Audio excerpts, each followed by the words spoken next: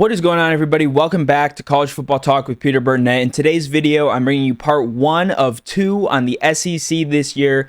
In this one, I'm going to be going over the teams that I think are kind of in that bottom half of the conference, going over what I expect these teams to accomplish in terms of whether they improve or step back from last year or regress from last year, and what I kind of expect their final records to be. But before I get into all that, if you go on to enjoy this video, please feel free to leave a like, consider subscribing to the channel, and turn on those post notifications so you're always up to date whenever I upload. But starting things out, Mississippi State, they were the bottom of the conference last year, 2-10, 0-9 in SEC play.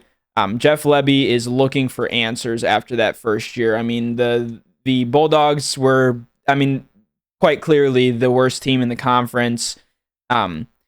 However, one positive I think that they could take going into this year is their quarterback, Blake Shapen, missed the final 8 games of the regular season last year, so I think that'll be important to have him back, kind of some of that continuity, and him avoiding injury will be important. David Booth at running back, he had over 750 yards, and Johnny Daniels, he had just shy of 550, so those two combined for a good amount of yardage. And then South Alabama transfer Fluff Bothwell, one of the best names in college football. Fluff is his first name. He rushed for 834 yards and 13 touchdowns. And for Shapen, he'll be looking to receivers Jordan Mosley and Brennan Thompson. Thompson comes in from Oklahoma. Defensively, they were the worst in the SEC in pretty much every category. But some of their guys who come back this season is defensive lineman Travion Williams, linebacker Zachary Tillman, and safety Isaac Smith. Smith kind of held that defense together. He led the team in tackles last year, but not always. It depends on what type of safety you have. If it's Caleb Downs at Ohio State, being the team leader in tackles isn't necessarily a bad thing, but a lot of times that is a sign that the opposing offense is getting 6-7 yards and you're having to have the safety come up and make the tackle because your front seven is not. Linebacker Jalen Smith coming in from Tennessee will be a good pickup in helping with that. For the Bulldogs, their schedule, they've got a home game against reigning Big 12 champions and college football playoff team, Arizona State. They're home against Tennessee, at Texas A&M, at Florida, home against Texas, home against Georgia, at Missouri, and home against Ole Miss. On this schedule, that doesn't even mention all the games, but on this schedule, outside of their non-conference games, and those being outside of the Arizona State game, the really only winnable game I see is at Arkansas, and even that, I'm not sure. I do think they have a pretty good shot in that game, but it is hard to go in and win at Fayetteville, as Tennessee found out last year. So I'm going to go with +1 win. I think those all come in non-conference play. So that's 3-9 for Mississippi State, no bowl game. Next up is Kentucky. They were 4-8 last year. It was kind of they were stooping down last year. It was the worst season in several years. I don't think it's the worst in Mark Stoops' tenure, but certainly a big step down for the Wildcats. They have an influx of transfers coming in. 7-year quarterback Zach Calzada, who has stops at Texas A&M, Auburn, and Incarnate Word, which is, interesting enough, the last of those three where Cam Ward spent some of his college time. Wide receiver is a question mark, but Jamori Macklin and Alabama transfer Kendrick Law are a couple of solid pickups there that should be able to pair pretty well with Calzada.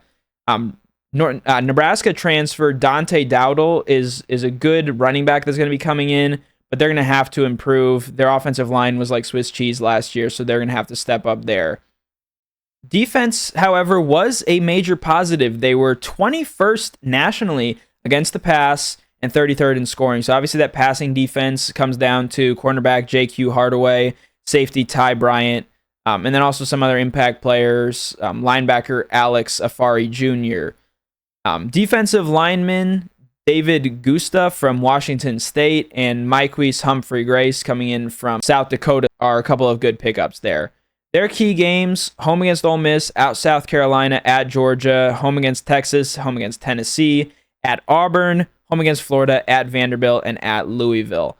I underlined at Auburn. I think that's the one win I could see them maybe sneaking by with outside of those non-conference games besides Louisville. But even that, I don't think they get this year. I think Kentucky maybe even takes another step back this year just because of how tough the SEC has become. I'm going to go with -1 win from their finish last year. That's 3-9, no bowl game. Next up is Vanderbilt. They were the SEC Cinderella last year, finishing 7-6, obviously pulling off that historic upset over #1 Alabama and nearly pulling off an upset of Texas as well. Their quarterback, their spark plug, whatever you want to call him, their superstar, Diego Pavia, is back this year. He is an electric dual threat quarterback who accounted for 2,300 yards, 20 touchdowns, and just 4 interceptions. So he takes good care of the ball. And then he also rushed for 800 yards and 8 touchdowns. Tight end Eli Stowers had 49 receptions for 638 yards. Running back Cedric Alexander is a good option in the backfield as well. They do have 4 new offensive line starters all coming in from the transfer portal. That unit will be led by center Jordan White coming in from Liberty. Defensively, they did a good job at creating takeaways, and obviously this is in part because Pavia did a really good job taking care of the ball. +9 turnover margin. They were tied 50th nationally in scoring, and they have 7 starters back, which I would say anything over like 5 or 6 is pretty uncommon in college football nowadays. Now, that's not always a good thing. It can sometimes mean, that you're bringing back a lot of guys from a defense that didn't play too well. But in the case of Vanderbilt, they have guys coming back from a defense that did pretty well last year. I mean, they held Texas to, I think, under 30 points last year. They made enough stops against Alabama. Their key guys there, linebacker Langston Patterson, star Randon Fontenette, and cornerback Martell Height. They also have 2 of the top specialists, probably in the SEC, maybe even nationally, in kicker Brock Taylor and punter Nick Haberer. Their key games at Virginia Tech in week 2, I think, at South Carolina. Interestingly enough, those 2 teams face off in week 1, at Alabama, home against LSU, home against Mizzou, at Texas, and at Tennessee. Out of those road games, I could see them stealing that one at Lane Stadium. I could also see them maybe winning one of those games against LSU or Missouri at home. They proved they could do it against the best in the SEC last year, beating Alabama and competing against Texas. So I think they could probably do it again this year. Those other games, South Carolina, Alabama, Texas, and Tennessee, I think are all losses. But I think they steal that game against Virginia Tech and split those games against LSU and Missouri. I think that means it's +1 in the win column for the regular season. They finished 7-5. I think Clark Lee has the Commodores moving in a really good direction, and I think they do make another bowl game. Arkansas, they're up next. They were 7-6 last year. There was a lot of talk, I think even last year and maybe in this offseason, around Sam Pittman's job. The Tennessee win was obviously big and you could say saved it. I think, yes, in the SEC and especially at Arkansas because of their history, expectations are really high. But 7-6 is not like an awful finish. So I think the talk around his job could be proven fair. I think if they struggle again this year and don't break through, which I think is probably likely, but I think it's a little unfair maybe. I mean, he's one of the best coaches, really one of the nicest dudes as well from what I've seen. So obviously something that you just kind of feel for there, but it is a job. So they have massive roster turnover this year. One of those one of those positions they're maintaining though is quarterback Taylon Green. He helped lead the Razorbacks to a top 10 total offense. They have a tailback trio of Braylon Russell, Rodney Hill, and Mike Washington Jr. Washington is an addition from New Mexico State. Green will be throwing then to wide receivers Monte Harrison, CJ Brown, and 5 transfers who are coming in out of the portal. Arkansas did a really good job against the rush last year, top 35 in rush defense. Defensive tackle Cam Ball, linebackers Steven Dix Jr. and Xavier Sorey Jr.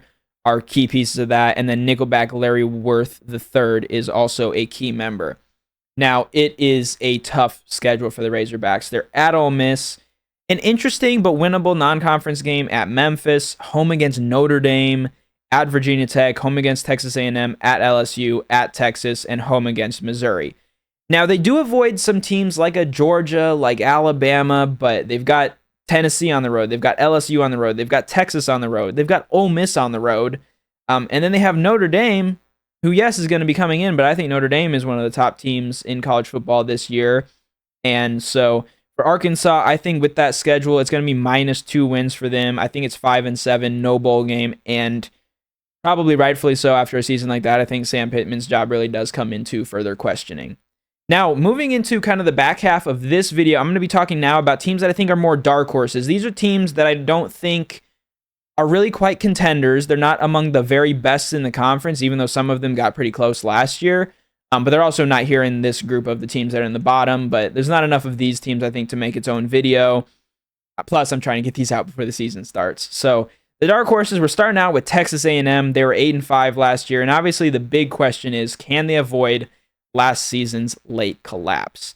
They lost 4 of their last 5, and I think it's easy to forget that this was a team that played Texas for a berth in the SEC championship game. I think it would have come down to tiebreakers and all that. I think a few teams would have had 2 conference losses, or maybe even 3 if they would have won. But the Aggies, obviously, 4 of the last 5 losses. I mean, they were a team that in late October, even into November, was totally in the conversation to make the playoff and maybe even make the SEC championship game and maybe even win the conference, and then completely fell apart down the stretch.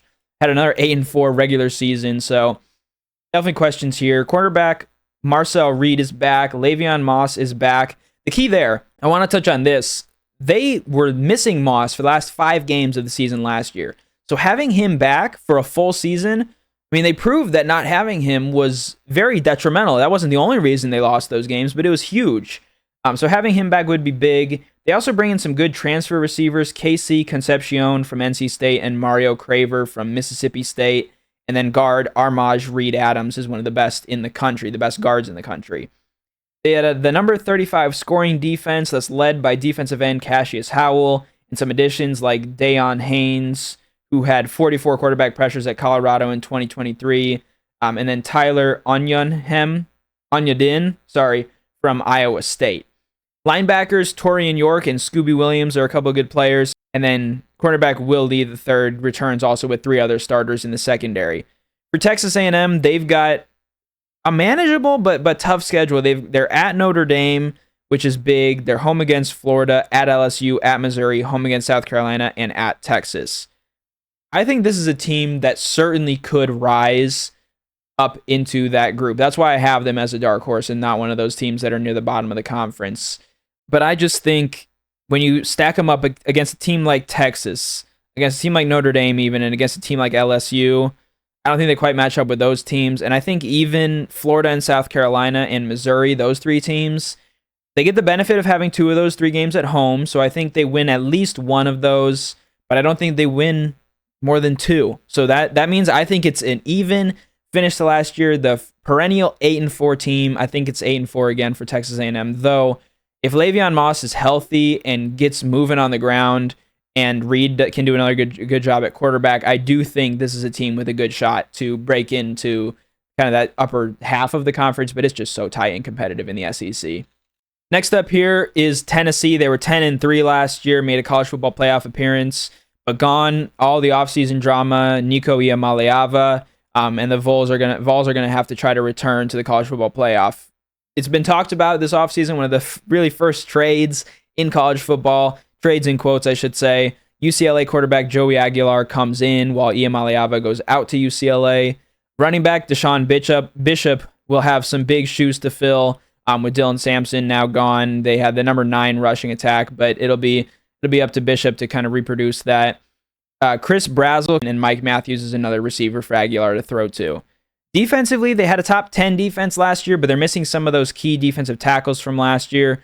Some guys to keep an eye on, though: defensive end Joshua Josephs, linebacker Arian Carter, and cornerback Jermod McCoy, along with defensive back Boo Carter. Tennessee has a schedule that is manageable, I think. Home against Syracuse, home against Georgia, at Alabama, home against Oklahoma, at Florida, and home against Vanderbilt. I think those 2 road games, those are really tough environments, Bryant-Denny and the Swamp. And then Georgia and Oklahoma. I also just think this Tennessee team is going to be missing some of those key pieces.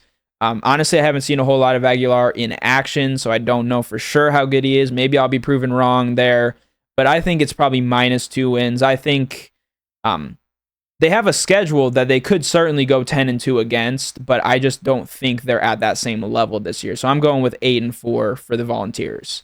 Next up is Missouri for Coach Eli Drinkwitz. Can they notch another 10-win season? I think it's certainly a possibility. They have the unique distinction of having their first 6 games of the regular season in Columbia at home. That is quite the fortunate bit of scheduling there. Bo Pribula comes in from Penn State. He backed up Drew Aller. There were even some discussions whether he would replace Aller at times there. So he obviously has a lot of promise. He hasn't been able to show it a whole lot yet in game, but a lot of promise there. I'll be taking over for Brady Cook. Wide receiver Kevin Coleman is an addition from Mississippi State. He'll have big shoes to fill with Luther Burden, now gone, and then tight end Brett Norfleet kind of rounds out the passing game. Running back Ahmad Hardy rushed for 1,300 yards and 13 touchdowns at Louisiana Monroe, so that's a good pickup for the Tigers offense there. Defensively, they returned 7 starters, which, like I mentioned earlier, is kind of a rarity in college football nowadays, from a top 20 defense. Damon Wilson II comes in from Georgia, Josiah Trotter from West Virginia, and then safeties Dalen Carnell and Jaden Catalon. Catalon comes in from UNLV. So a lot of those guys that I mentioned are new guys coming into this defense, and that's not to mention the guys that they have coming back. So this defense could be even further improved if those guys prove to be the right fits. Now, their schedule as well sets up pretty nicely. Home against Kansas, renewing that rivalry. Home against South Carolina, home against Alabama, home against Texas A&M, and at Oklahoma. There is a strong chance that if some of these other teams don't live up to what I expect from them this year, Missouri could go 11-1. I think that's a really good. There's a really good chance of that happening. But I just think, looking at how they match up against South Carolina, Alabama, even Texas A&M to a certain degree, and at Oklahoma, I think they can finish even. I think they can go 9-3. I think the fact that those games are at home means they win more of them than they lose. But I do think out of those 4 games especially, I think Kansas is probably a win, though. The Jayhawks look good in week 0. I think those other 4 games, 3 of them being at home, I could see them winning 2 out of those 4. But I just think that some of those other teams, in my estimation, are better than them this year. So I'm going with 9-3 for Missouri. Finally, rounding out the group of kind of dark horses, I would personally put Auburn kind of more among the group of teams that I mentioned in the first half of this video. But they have probably the best wide receiver in the SEC and another guy coming in from Georgia Tech who makes it probably the best receiving core in the SEC. Cam Coleman had 8 touchdown receptions last year, good amount of yards, 37 receptions, and then Georgia Tech transfer Eric Singleton is a really good addition there. But the question here is, can Jackson Arnold reliably get them the ball? He had some pretty clear struggles at Oklahoma, but can he, with a couple of receivers like this, do a little bit better? That's a big question. And then center Connor Liu leads an experienced offensive line. The Tigers also have a top 30 defense. Defensive end Kedrick Falk had 7 sacks last year, 11 tackles for loss, and 7 quarterback hurries. Defensive tackle Malik Blockton, and then cornerback Kayan Lee and nickelback Champ Anthony. They have a young linebacker group as well, so that's going to be a unit that needs to step up for Auburn. And they also struggled to create turnovers last year. They had just 13 takeaways and a -9 turnover margin, so they'll need to turn that around if they want to make any improvements this year. They're at Baylor, at Oklahoma, at Texas A&M, home against Georgia and Missouri, at Vanderbilt, and obviously the Iron Bowl is at home this year to round out the regular season. You got 4 road games in there. I think they can probably steal maybe 2 of those at most. More likely, I think they just win one of those, either Baylor or Vanderbilt, probably on the road. And then those home games, they just are matched up against teams that I think are better than them. But Jordan Hare can produce some magic, so I think it's certainly possible they pull an upset in one of those games.